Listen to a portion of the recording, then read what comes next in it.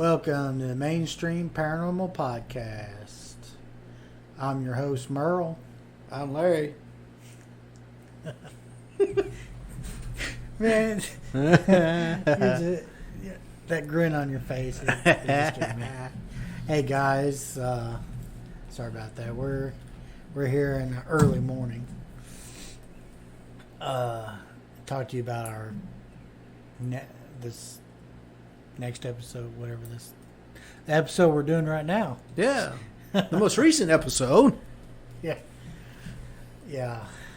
And this episode is UFOs. Yeah.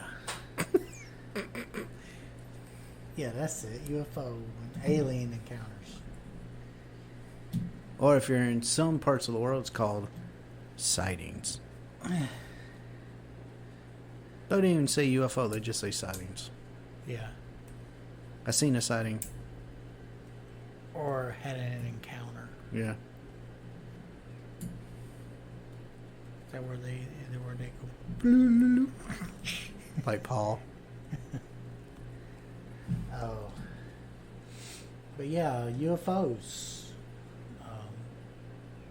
Our last episode we did was on Men in Black. And we got into a little bit of the UFO stuff.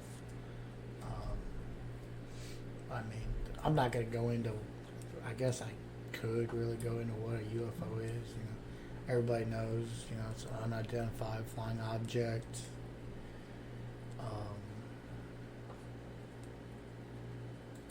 Yeah, that's what it is. But I mean, yeah, they've had UFO sightings since 1800s. Yeah. Well, almost 1900s. Yeah. Late 1800s. Because you had that crash in Texas back in 1897.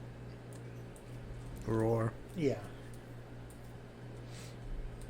But in this episode, we're going to get into a couple different stories on UFOs. I'm just going to kind of give the basis to them. I'm not going to go give the whole story.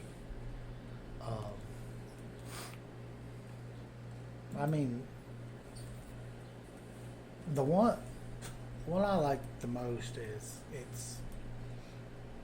it's the most, to me, it's the most well known, and that's the Kelly Hopkinsville encounter.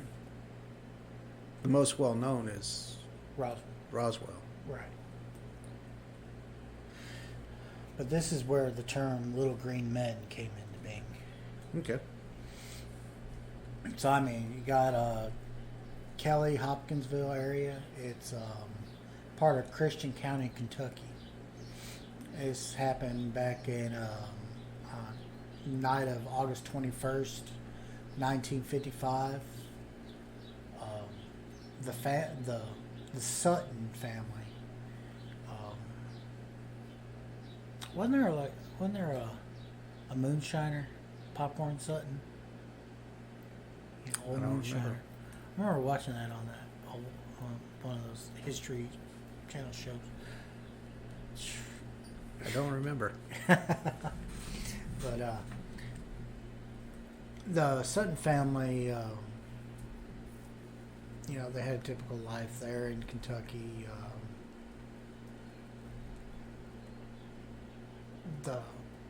This one, Lucky Sutton, as he was known by his friends and family, he was the patriarch of the Bluegrass clan.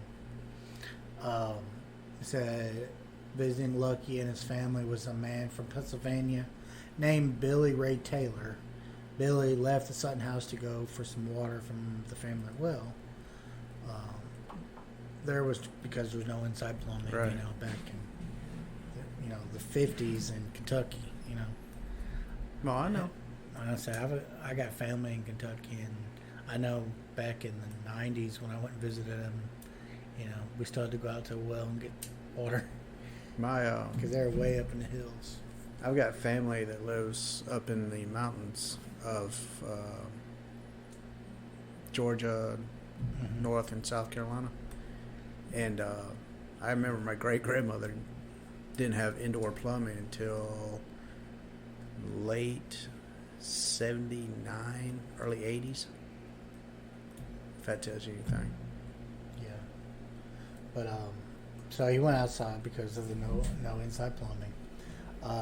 At the well, he saw an immense shining object land in a small, they call it a gully. A gully? The gully. About a quarter of a mile away. So he was running back to the house. He excitedly reported it to people in the house. But he was laughed at, because nobody believed his crazy story. After a short period of time, the family dog began to... Man, they are using some southern words here. They are. They raised a ruckus outside, as was the custom in those parts. Lucky and Billy, they grabbed their guns and headed outside, planning to shoot first and ask questions later. Yeah, that's the way it is up in them hills. Yeah.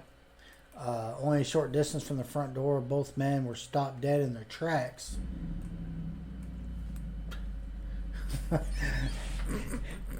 Phew. By the side of a 3 to 4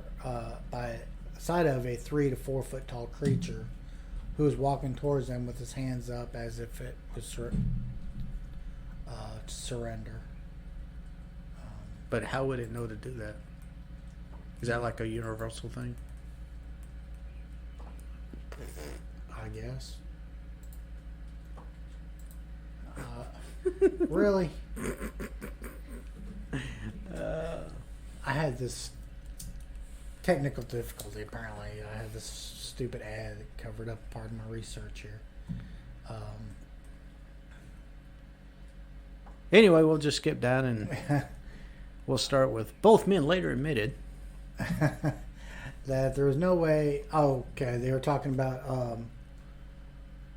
one was armed with a .22 and the other one was with a shotgun. And they unloaded their guns at this creature. And when a southern means unloaded, they don't mean they took the shells out of the gun. They mean they fired repeatedly. Yeah. Until the guns were empty. So both men later admitted there was no way they'd missed the creature at close range. But the little being just did a backflip and ran into the woods. Matrix. No sooner had the two men re-entered the house before the creature and another like it appeared at the window. Damn. That was a quick little sucker. They took a shot at it. They blasted a hole through the screen.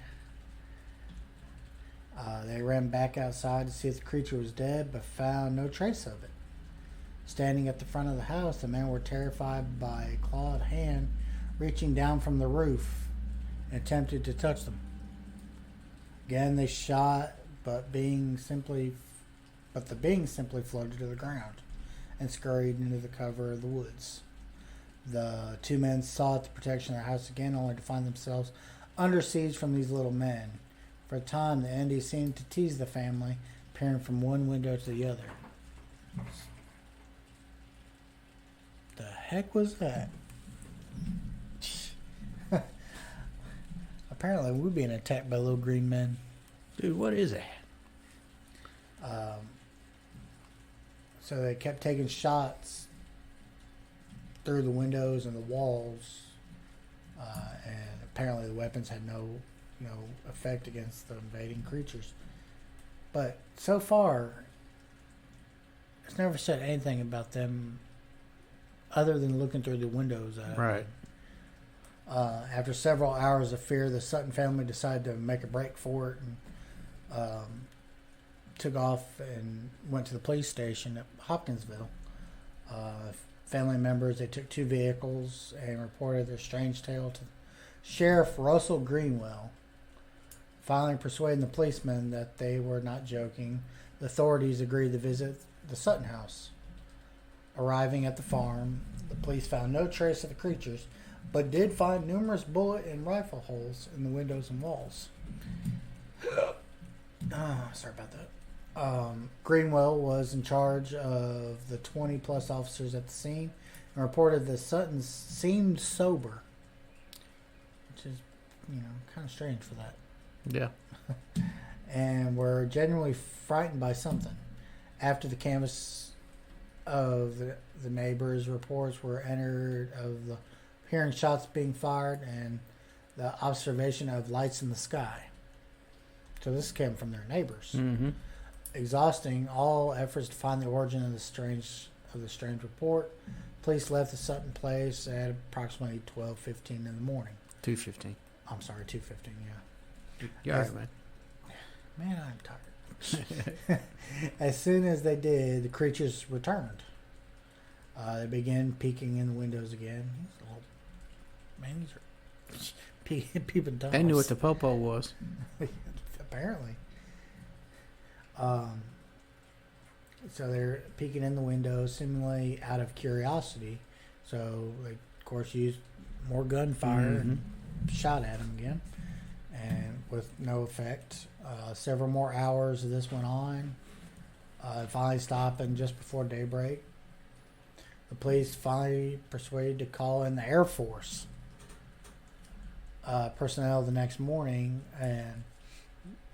but a new search brought no results. After the beings had left, Billy Ray and Lucky had gone to Evansville, Indiana, to take care of some business. The other 5 family members were questioned by the Air Force and police. August 22nd of 55, the Kentucky New Era newspaper carried the story of the events. Naturally, initial public opinion was that the whole story was a hoax. If this was the case, several questions must be answered. Why would the Sutton family make up such an incredible claim? They made no money from the story and didn't seek any publicity. Why would they shoot holes in their own home, causing financial problems for the family to repair all that damage? And including Billy Ray and Lucky, 7 adults were witness to these events. All of them were questioned separately, gave the same story. Also, sketches were made of the beings, and they depicted the creatures in a like manner. Basically, they each sketched them, and they appeared to all look the same. A year after the event, the case was thoroughly investigated by Isabel Davis, who related the witnesses' stories had not changed. As the years rolled by, the accounts of the Sutton family stood firm. No evidence of a hoax was ever brought forward. So,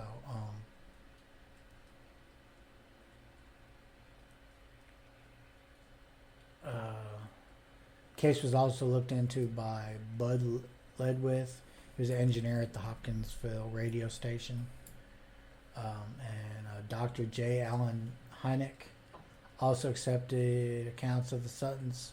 Hynek discussed the details of the case with Davis and Ledwith. Although the Kelly Hopkinsville case is extremely unusual one, it's still today considered to be authentic by many UFO investigators. What's interesting about this is they actually have like an annual festival. Really? For this, yeah. Huh. I think it'd be neat to go sometime. Well, you might do it. But yeah, it's in, of course, August. Yeah, we'll go. I don't care. I'm down. But yeah, I mean, I've seen this in different places before. All right, have you ever personally seen a UFO? Yes, I have. Once or twice? How many times? How many times have you seen something that was unexplainable? As far as like UFO type stuff, I know of at least 5. Okay. I remember one where we were together and seen it. We still, to this day, I still cannot explain that. I can't either. That was... Okay, this story, I mean, this is a personal story from us. What was it, like 2 years ago, 3 years ago. 2 years. 2 years ago. Yeah, it was about 2 years. We were out getting ready. You know, it was. We were planning on going hunting that morning. It was deer season. Was it deer season? Turkey season? Deer season. Yeah, it was deer. It was season. cold. Yeah, it was, wasn't it? 3:30 in the morning. Yeah. Actually, it was 4:30. It was 4:30 because we got off at 3. Yeah. But we were just just kind of standing by the truck, just waiting for it to get a little lighter out so we could see where the heck we were going. And we're just staring up at the sky because, I mean, it was a clear night. Mm-hmm. Seen a lot of stars and stuff. And I've seen, from what we originally started to think it was an airplane. Yep. Because the way it started moving, but then it stopped and just stopped and then just took off the other way. Yeah, it changed direction like on a dime. Yeah, and it done it several times. Mm-hmm. And then went from one side of the sky to the other in like no time at all. Yeah. And I mean, it was completely silent. You know, we didn't hear anything. Yeah, but it was so far up that it was just a little dot to us. Yeah. And see, I had some when I was younger. Like me and my cousins and nephews, we were outside. You know, it was close to the 4th of July because like we bought fireworks. Mm-hmm. Well, back then we didn't really buy the big fireworks. We bought like bottle rockets and firecrackers and that kind of stuff. Well, we used to have bottle rocket wars, you know. Of course. Take them and stick them in a pipe and shoot them at each other. And we used to do that with Roman candles too. Yeah. Well, we had just finished and my nephew is like, and me saying nephew, I mean, I was 14, 15. And see, I've got brothers that are a lot older than I am. So, I mean, I'm the youngest. So, I got brothers and sisters that are older than me. So, my nephews were the same age as me. So, we were sitting out there and look up, and it's probably 150, 100 feet up. We seen it was night, so it was like all you could see were the lights, but you could see like a metallic looking around the lights. Mm-hmm. And this one had 4, but the way it was spaced, it was a triangle, but then it had one in the center too. Okay. So you had your 3 corners and then a center. And that was the closest I've had to. Okay, if you guys just heard that. We're close to an airport. Yeah, so you may hear a plane flying in and out. We're sorry about that, but that's what happens, I guess. It happens. But, I mean, that's the closest I've been to one. I've had several like that, but they just weren't that close. Yeah. Have you had any other ones? The only other one that I've personally seen, besides that night, well, that morning with you, was I was 6 maybe. My grandfather and I and another friend of the neighbor, well, just say the neighbor, we used to have to take our trash, put in the truck, and drive it down to a dump site. That was before they started doing the trash runs on our road. And we were coming back, and we saw something that was like hovering over a field on the way home. And my grandfather served in 3 wars.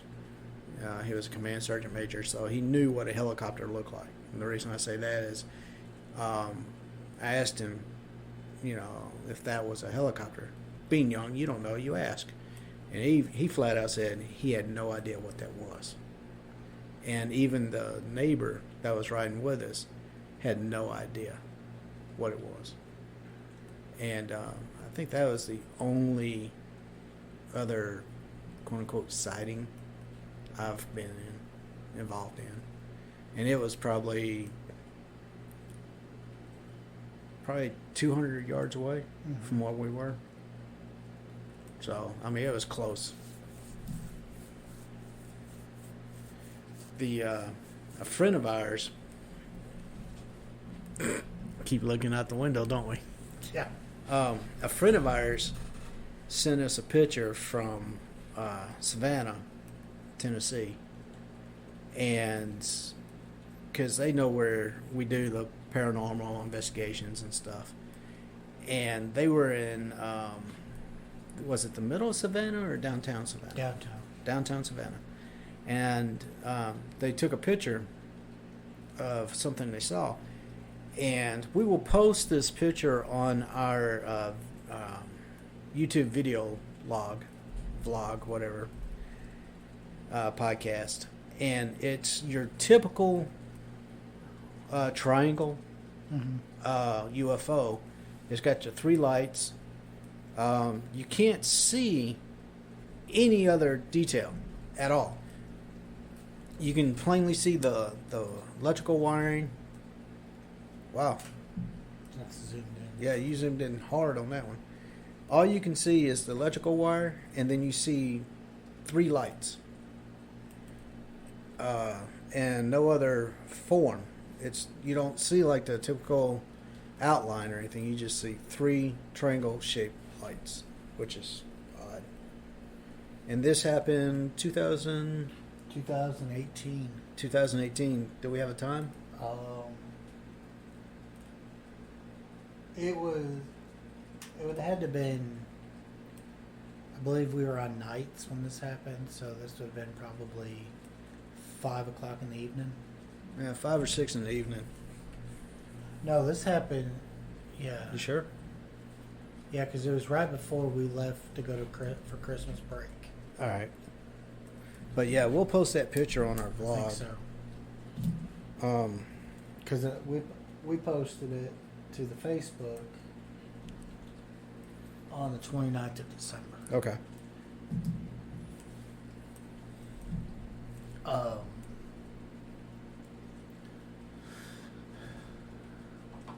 So, I mean, you've got all different kinds of incidents. You've got sightings. This is pretty big.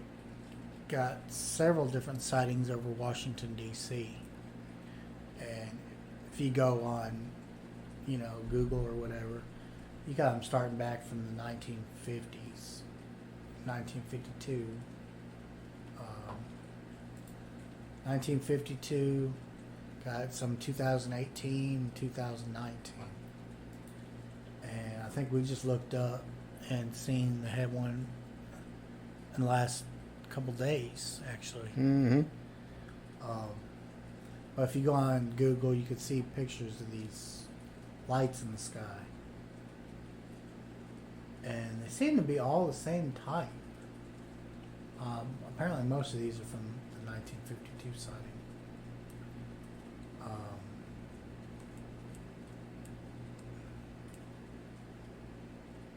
I mean, these things, it hit the paper. I mean, it's saucers over Washington, D.C.,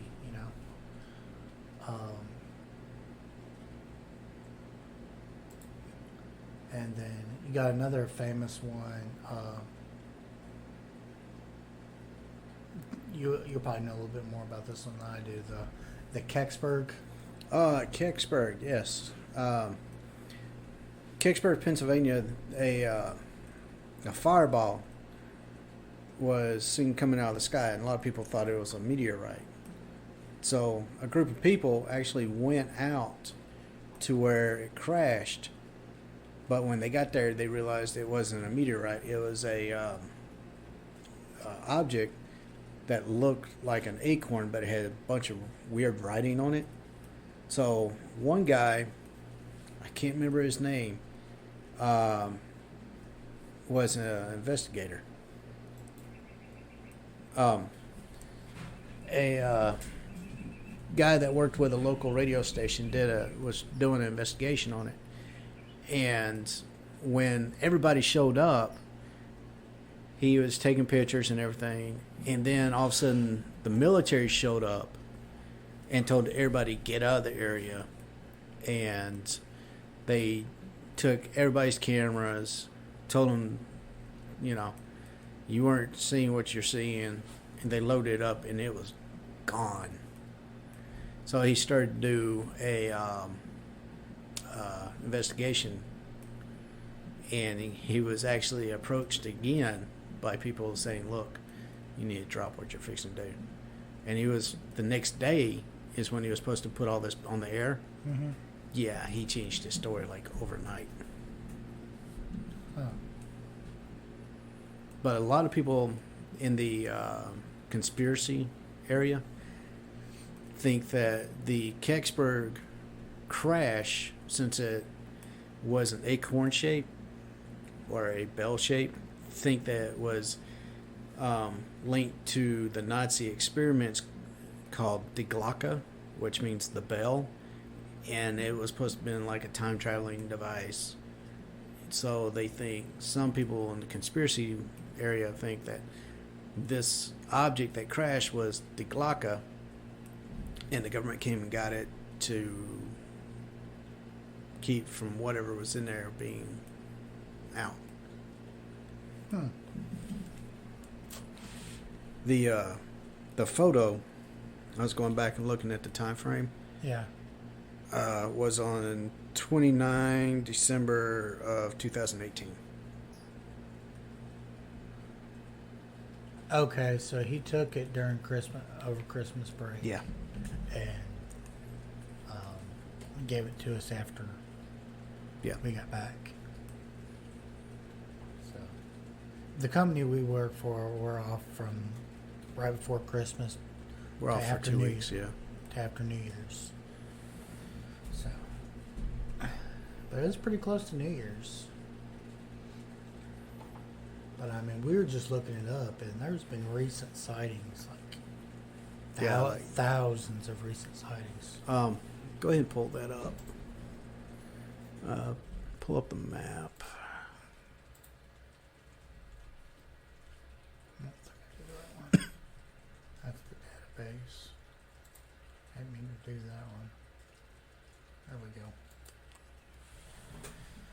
Here we go. Just last week, and this is nationwide. I wouldn't even say nationwide, worldwide. That's worldwide, yeah. Last week there were 72 sightings. Last month, 468. Last year was almost 6,000 sightings. And throughout, wouldn't you say throughout the... Since they started recording. 69 or whatever? Yeah.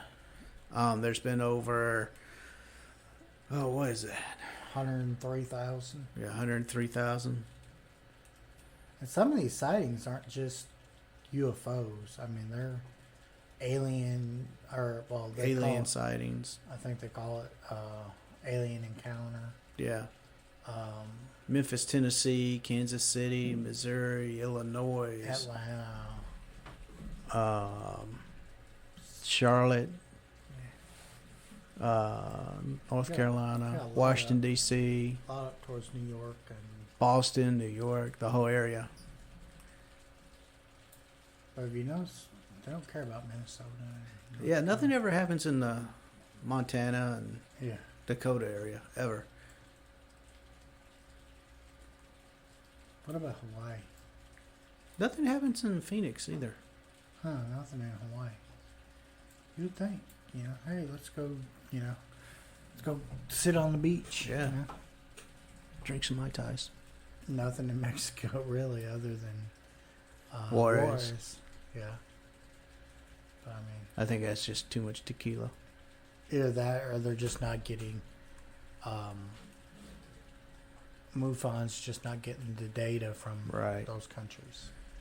5/27 of 2020, two orange orbs Well, that just changed. Yeah.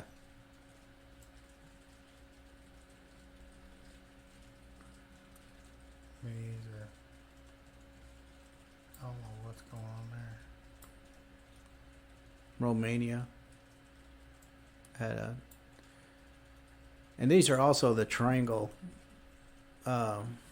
sightings that we were talking about earlier. It lists them all. MUFON is a huge research group.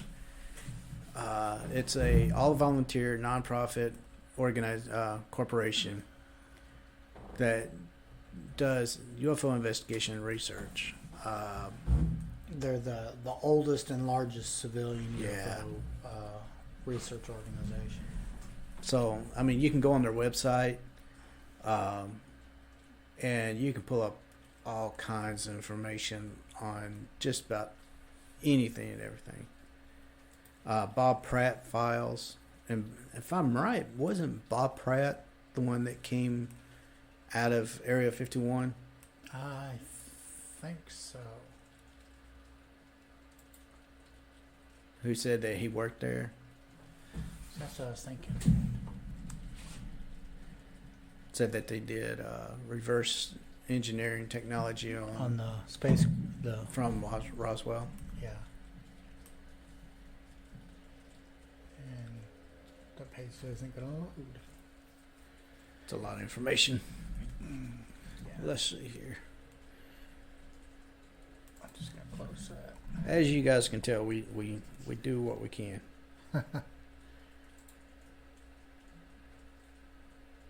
Yeah, going back, 1897, Aurora, Texas. Incident reportedly occurred April 17th, 1897. Small town in northwest corner of the Dallas-Fort Worth area. It was similar to the Roswell UFO incident. It resulted in a fatality from the crash. The alleged alien body is reportedly buried in an unmarked grave at the local cemetery. I was wrong. Bob Pratt was an investigative journalist Oh, okay. who was looking up UFOs in Brazil and stuff. Yeah.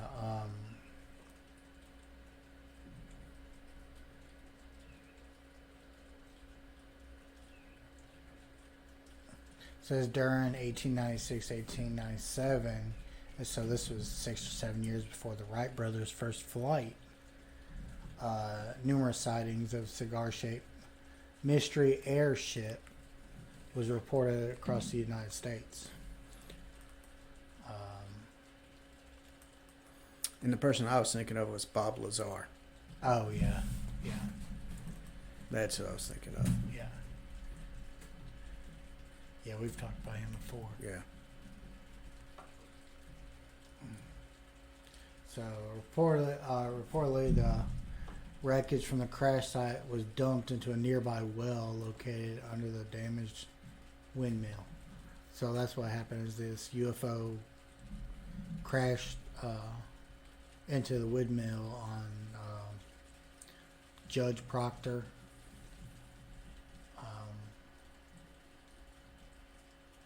Back on April 17th, 87. Mm-hmm.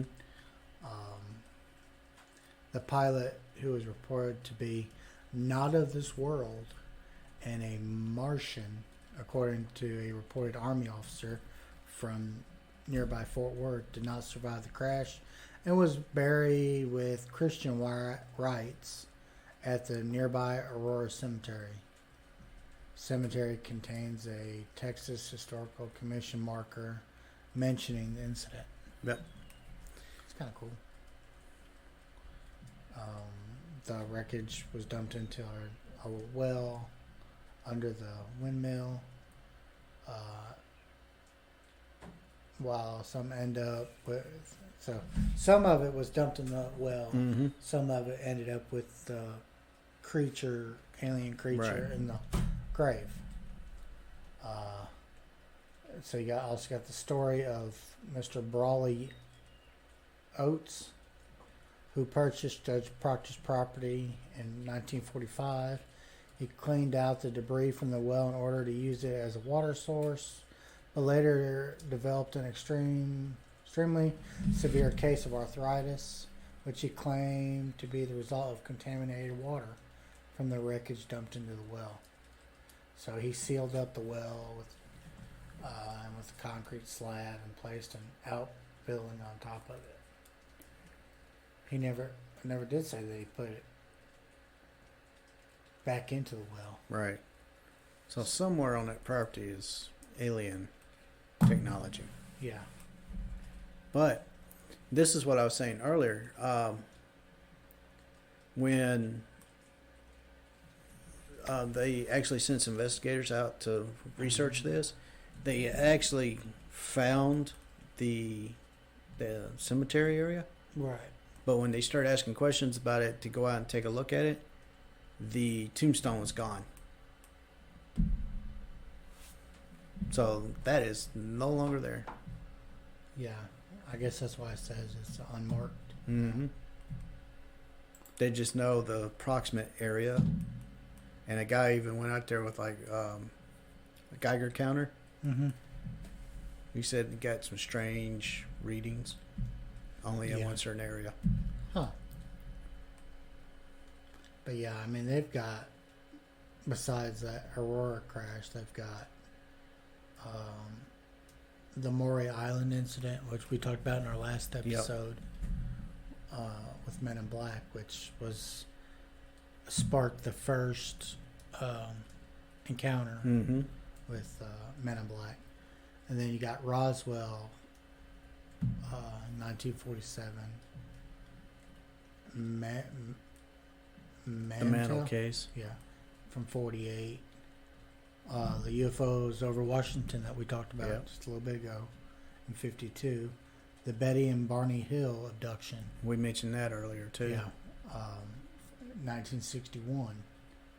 And then Billy Meyer. Oh, I don't know what I just did. Yep, like a UFO. You saw it and now it's gone. Yeah. Look at that. Pascagoula, Mississippi. 1973.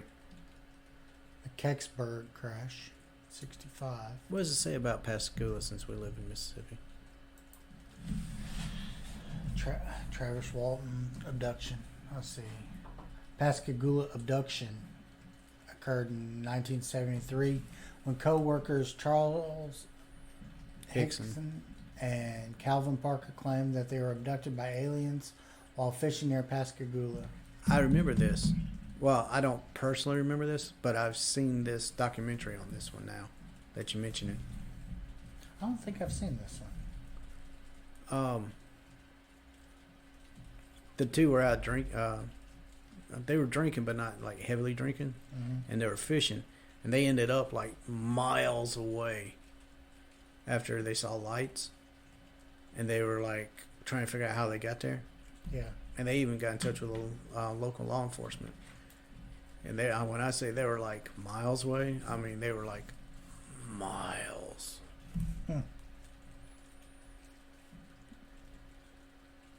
Yeah, so they described the creatures as being roughly humanoid, standing about 5 feet tall.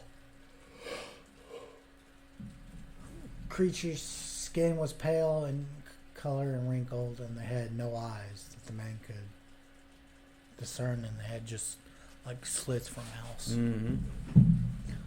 Oh.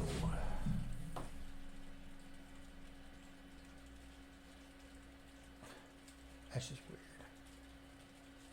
I'm going to have to read into this more later. But yeah, I mean, you've got all kinds of, I mean, they had all kinds of different cases that you could read into. And then they came out with Project Blue Book to investigate it, to prove there was no such thing as UFOs. Yeah. And then in I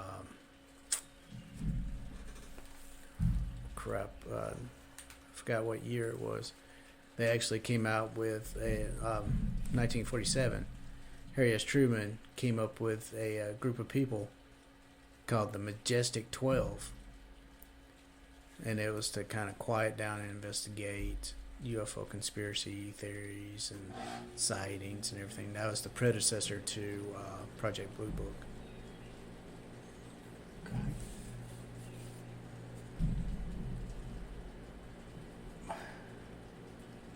But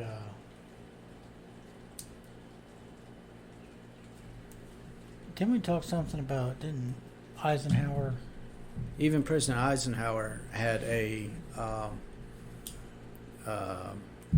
sighting, encounter, and there's stories, nobody knows for how true it is, that he actually made a treaty with the aliens, and it's been an ongoing treaty, I guess you would say, with them. They can come visit, do whatever, and not be interfered with, as long as they share technology and information with us as well. But that's, But you would think if we had their technology, that our space program would be a hell of a lot better than it is. Well, you got to realize, when this happened, our technology went faster than anything. True. I mean, they're able to travel these long distances. Right. And we've never made it past the moon as far as with humans. Well, there might be a reason for that. That's like giving a baby a stick of dynamite. I mean, if you think about it, they could be limiting our technology because we're so quote-unquote primitive. Right. They don't want... If you give too much information and power to something, it's going to explode eventually. Right. Okay. So, I get what you're saying. There could be a reason why, if all this is true, then they're kind of spoon-feeding us this information and this technology and everything. Because they say that, like with... and Bob Lazar was one of the people that kind of brought all this out in the open. Mm-hmm. Said that when Roswell happened and they were doing reverse engineering and everything, that Bell and Howell, who's a huge military contractor, right, got involved. And like one of the instruments on the ship that was found was a light emitting pin that could cut through anything. Well, that's a laser. Right. Well, what do we have in surgical procedures now? We have scalpels that are lasers. Right. And he said that this is technology that was based off of that.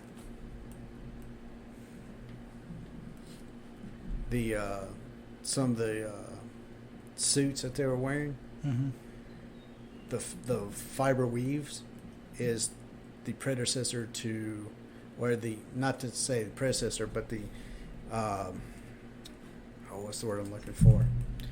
Yeah, I know what you're trying to say. The inspiration? Yeah, inspiration for Kevlar. Yeah, that's what I thought you were going to say.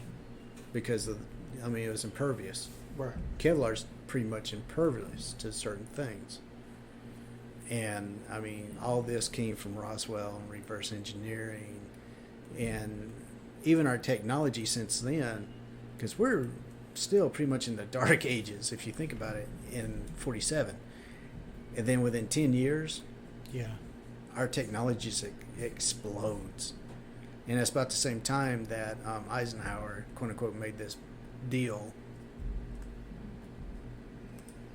And next thing you know, it's crazy. Yeah, because you had Eisenhower, who makes this deal like early 60s. Mm-hmm. And then you got us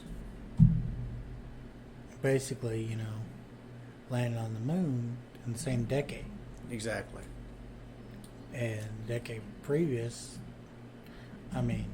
you could barely You know, we barely have planes that you can fly. Right. Across. So, I mean, huge leap out of nowhere. Right. I mean, it doesn't take a quote-unquote rocket scientist to understand some of this. So...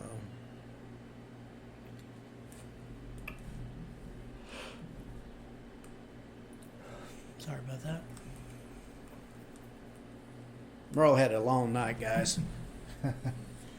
He was at work while some of us weren't. Yeah.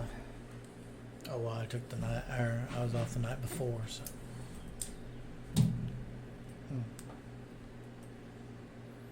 But this is what I don't understand. All right, let's get on this.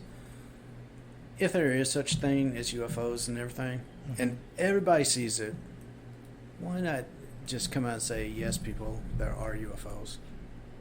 I think it goes back to... Do you think it's going to cause mass hysteria? I don't think it's going to cause mass hysteria.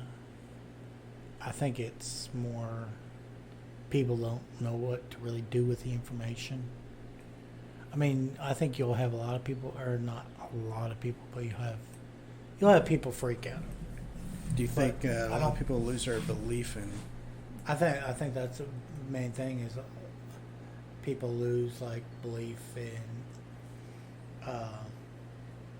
God, or gods, whatever their spiritual belief is. Well, there's a lot of people out there, like Daniken and all that say that a lot of what's on Earth now is because of the gods. Well, the gods, according to Daniken and a few other people, believe that they're aliens, right? And we're the products from experimentations, like with the Anunnaki. Mm-hmm. We're just descendants of them. That's what a lot of people think. Well, I'm not going to say a lot of people. I'm saying, like in the UFO society, they think that a lot of the human race is products of the Anunnaki research and DNA splicing and all that. Right. So we're just products of them.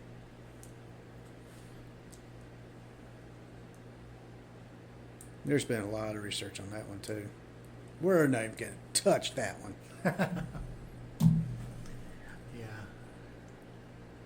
So, but where are we at? I mean, we can come up with all kinds of different stories and different research and stuff. Mm-hmm. 'Cause I mean, you got the Iranian Air Force UFO where they intercept a UFO. Yep. Back in '76. Something happened. My uncle was telling me that his father, I just thought of this, flew a plane, and that while he was flying a plane, he noticed something outside his window. He couldn't tell what it was because it was moving so fast. And he said it wasn't another plane, though. Huh. Yeah.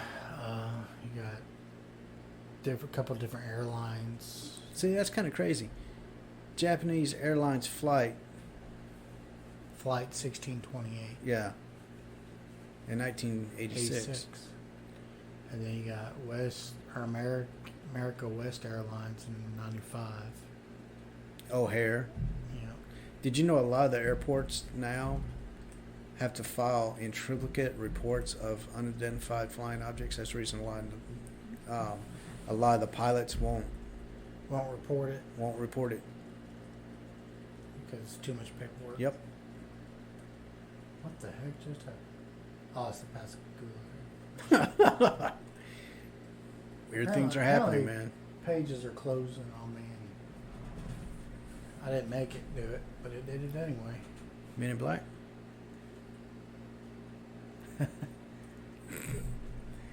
We walk outside and there's a black vehicle. It's gonna be funny. That's when I crap my pants. But if we're in since we're in Mississippi, we're in the South, right? Yeah. We're gonna walk outside. It's gonna be a black 4-door jacked up pickup truck. Is what's gonna be. It ain't gonna be no sedan. No. We're in the South, but yeah, they're gonna be like, y'all come over here. We need to talk about something. yeah, y'all come over here. Oh. But yeah, I mean, I've started looking back at, where some of our listeners are from, and it's pretty interesting now. I mean, we talked about it before the show. Because thanks to all you listeners, we're slowly building up our fan base and our listeners. We're reaching places I never thought we'd ever reach. Yeah, I'm ecstatic, man. And I hope the trend just keeps going. I don't know what I really hope more and more countries start listening. That would be awesome. And we want to hear feedback. I mean, we'd like to hear comments. And if you guys have, a story yourself, send it to us. We want to hear it. We are definitely not going to discriminate. Yeah, I mean, as you can tell, several episodes ago, we had the Ghost of Gladstone Village. Yeah. That was a listener. Listener wrote in and wanted us to Share his story. And I got a message back from him after he listened to it, and he said, Really? that was the basically turned a skeptic into a believer. That incident he had at that place Where he lived? Yeah, it turned him into a believer. Yeah, I mean, someplace, unless you go through it personally, you're always going to be doubting.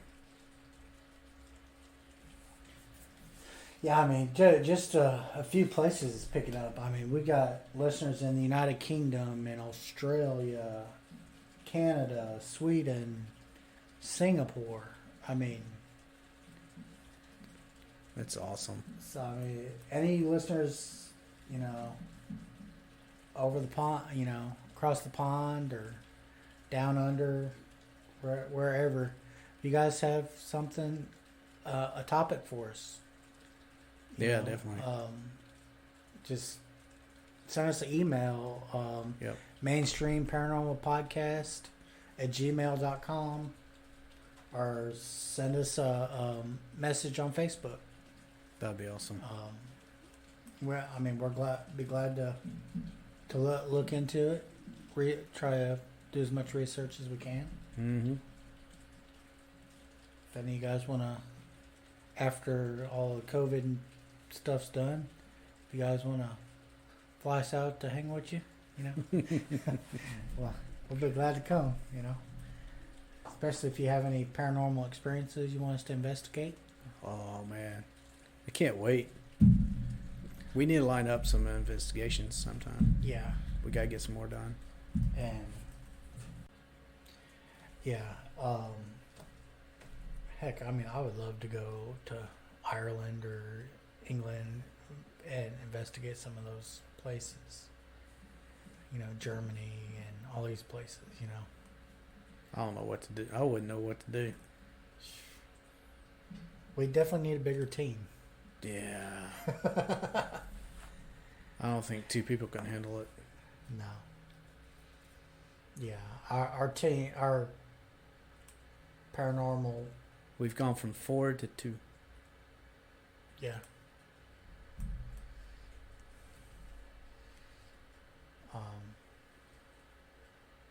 So I mean that's all I got today on UFOs. Yeah. Guys, on this note, if you happen to have any photos of UFOs or any videos or anything, send them to us. And if you want us to post it, we'll post them. We'll share them. Other than that, I hope everybody is having a great day. And of course, send those photos and videos. Mainstream Paranormal Podcast at gmail.com. Sounds good.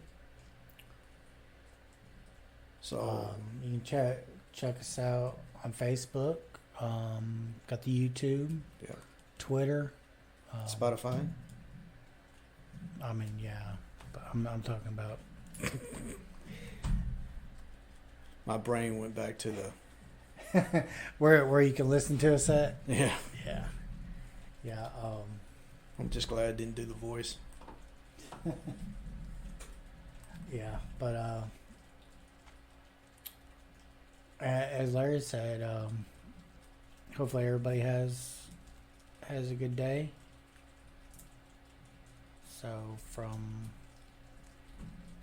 our little family here at Mainstream Paranormal Podcast, very small family. Yeah. Well, the two of us, I guess you could say.